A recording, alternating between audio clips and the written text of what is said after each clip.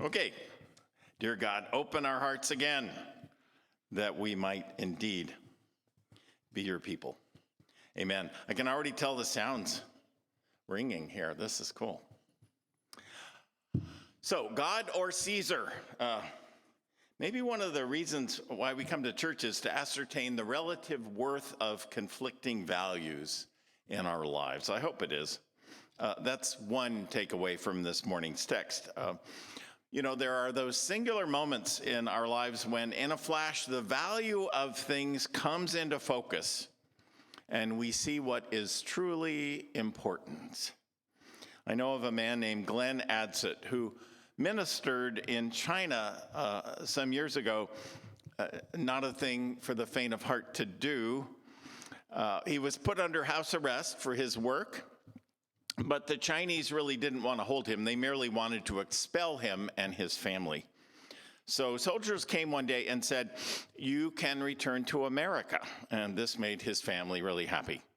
The soldiers said, "You can take 200 pounds with you." Well, they'd been there for quite a number of years, 200 pounds. They found some scales, and pretty soon family arguments broke out among the two children, Glenn's wife and Glenn. "We have to take this antique vase," said Glenn's wife. "It might be 1,000 years old." "Well, this is a brand new typewriter," said Glenn. "And what about my books?" "What about these toys? They aren't heavy," said the children. Well, they weighed this thing and they weighed that thing, and finally, right on the dot, 200 pounds. The soldiers came at the appointed time and asked, "Are you ready to go?" And they said, "Yes." He said, "Did you weigh everything?" And they said, "Yes." And then they said, "You weighed the children?" And there was silence. And the soldiers said, "Weigh the children." And in a moment, the typewriter and the books and the vase and a lot else became trash. So in today's gospel, Jesus is under fire. There's this dispute breaking out over whether we ought to pay taxes to Caesar. And it's curious because Jesus hasn't mentioned anything about taxes in all his teaching. He has not even mentioned the government directly as far as we know. But he does speak a lot about justice and the lack of it in Judea. So his critics come to him seeking to entrap him in a debate about paying these taxes to the emperor. His critics sense that in Jesus and his teaching, their sovereignty is under dispute and their power is being questioned. Jesus, of course, had a way of doing that just by being who he was, talking what he talked about and walking the way he walked. Should we serve you or money? Should we follow you, Jesus, or is there some other flag that leads us to real freedom? That was in the air. Well, today the question is, should we pay taxes or not? So perhaps their question ought to be rephrased, should we worship Caesar or not? After all, that was what the coins proclaimed, that Caesar was a god. In each major town of Judea, the Romans had placed statues to Caesar that not only proclaimed that Caesar was in power and controlling everything among them, but that Caesar ought to be worshipped as supreme. The Jews, of course, were terribly angered by this idolatry, but most attempted to get along with the Romans. What's a pinch of incense offered to the emperor after all? Others resisted. When on one occasion the Romans tried to make a sacrifice to a pagan god on an altar in Jerusalem, the Jews, even though they lacked an army and few means to resist, launched a brave revolution. They were quickly crushed under the heel of Rome, of course, but it demonstrated that the faith of Israel was in a great part a question of who should be worshipped. To whom did they owe their supreme allegiance? So with that understood, let me put this morning's text in context. Jesus' critics have been watching his every move. Today they come with a killer of a question, a trick question. If Jesus would answer, "Sure, pay the tax. Caesar's powerful and in charge of everything. Pay the tax." Then then Jesus is in big trouble. He has thereby supported the pagan Roman occupation forces. He'd be acting as if Caesar was a God-given authority. And this is not, of course, a good choice for Jesus. On the other hand, if Jesus answers, we're Jews, don't pay the tax, that money has Tiberius Caesar's idolatrous image on it. If Jesus were to answer this way, the nervous Romans will be on Jesus' case immediately. Interestingly, Jesus doesn't really answer the question about Caesar's coin. He parries with his own question, whose image is on it? George Washington, we reply. Caesar's. Then give it to him, says Jesus, but be careful, don't give to Caesar what belongs to God. In other words, Jesus doesn't directly answer their question, or even indirectly, and in the process, he changes the whole conundrum. Remember this question about taxes from would-be entrappers. And when Jesus replies to their question, he asks, whose image is on the coin? In doing that, he is alluding to a verse in the book of Genesis where it is said that we, all of us, are created, in the image of God, right? We have God's image stamped on us as if we were coins. So Jesus is saying, sure, the coin belongs to Caesar. It has his picture on it, but you belong to God. So look at what Jesus has done here. He has taken a political question and made it a theological one. He is asking, in whose image are you stamped? Who is the object of your highest devotion? Who owns you? And when it comes to the question, who or what owns us, money is a significant player. Because outside of family, nothing else in the whole wide world has the potential to control our allegiance as much as money or what we own. Jesus may not talk about taxes and government very much, but he spends a whole lot of his time talking about money, about the rich and the poor. He even raises the question with one rich young man about maybe selling everything he owns and giving it away. So, let me ask, what is your relationship with money? And with what you own as well? Is it intense?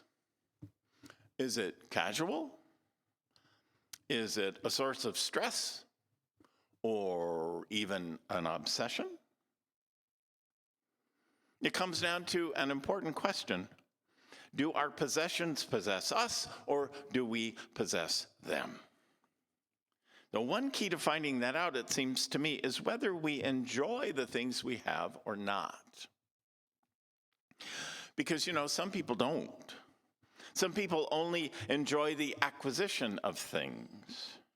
And when they've acquired a thing, they go on immediately to figure out what they want to acquire next. All of us have this in us to a degree. Probably the most amped up example of this in my lifetime was the revelation that came in 1986 when the gates of the palace of the Philippine President Ferdinand Marcos were opened. And remember, it was discovered that his wife Imelda owned 3,000 pairs of shoes. That's what it was said. Well, it was only 2,700 pairs of shoes. It was considered the gold standard of wretched excess. And that may still stand, I don't know. How many shoes are enough, right? Imelda Marcos seems too easy a target to me, though. I usually find that example just freaky and let it go. But when the subject of shoes comes up, I think of another pair of shoes once owned by a late friend of mine named Emily, whose memorial service I had the honor to officiate at a few years ago. A few days before that service, I sat down with her family, as I do when I'm preparing such a service. We were discussing family stories, when Emily's sister Priscilla spoke up. And she spoke of how when they were kids, and they were from a big family, They all got new shoes once a year for the first day of school. One pair once a year. This was huge for them. They hugged their shoes instead of wearing them. They carried their shoes around like it was a new puppy. They slept with them. They didn't want them to get too old or scuffed up too soon. Well, one year right after getting their new shoes, the kids were playing by some railroad tracks not far from home, and Emily decided the best way to make sure her shoes didn't get old was to bury them. Now, it's hard to get into the brain of a small child, but that's what she thought was the best thing to do. Right by the railroad tracks where they were playing that day, and they were still in the box. Trouble with burying anything near railroad tracks, of course, is that, railroad tracks look the same for miles. I mean, they look the same every place on earth. When she went back to get them, she couldn't find them, so she had to wear the old ones all year long. The story has a lot of magic for me, really. That pair of shoes that I suppose may still be there in the box underground became sacred in the retelling. They became the most loved and therefore the most valuable shoes ever stitched together, if you get my drift. Way more valuable than any Imelda Marcos ever wore or didn't wear. You get it. I've said this before, but people are so glib about saying Americans today are materialistic. It's not true. The truth is that we are not materialistic enough. If we were truly materialistic, we'd treat our new shoes like Emily and her sisters. We'd kiss them and carry them around and maybe even bury them before we would wear them. Today, people buy shoes, and like Imelda Marcos, we have so many, we seldom wear some of them. In fact, we may have shoes that we've never worn at all. They don't mean very much, but they should mean something. And if we had just one new pair a year, they really would. One of my favorite poets is an ancient Japanese Zen master named Ryokan. He lived alone in a hut at the foot of a mountain. He lived in abject poverty, eating local plants and the rice that neighboring farmers would sometimes give him. His little hut was empty of possessions. He slept on the floor and spent his days meditating, sitting on a rock outside. One evening, a thief entered his hut while he was a short distance away. The would-be thief discovered that there was absolutely nothing in the hut to steal. At this point, Ryokan returned from his walk and caught the thief searching the little space. Man was so surprised. Ryokan told him, "You must have come a long way to visit me, and you shouldn't leave empty-handed." Ryokan looked around the empty room, and he too couldn't find anything to give the man, so he took off his undergarment and handed it to the robber. "Please take this as a gift," Ryokan said. Well, the thief was too astonished to say anything, and he took it and slunk away into the cold night. And Ryokan sat outside his hut and gazed at the full moon. "Poor fellow," he mused, "I wish I could give him this beautiful moon." Well, it's stewardship season, as you know too well. And yes, I'm bringing up this subject in the context of the sermon this morning, and I feel good about connecting this stuff because, spirituality has a lot to do with, in fact, how we deal with our money, whether we possess things or whether we are possessed by them. That's something Jesus cared a lot about. And how we approach what we give away is very much a part of that. Are we God's children, or are we the children of what we own, is answered in part by whether we can part with any of it, right? How else do you account for the fact that study after study has shown that wealthy people give a lot less of their money away than people who make a pittance?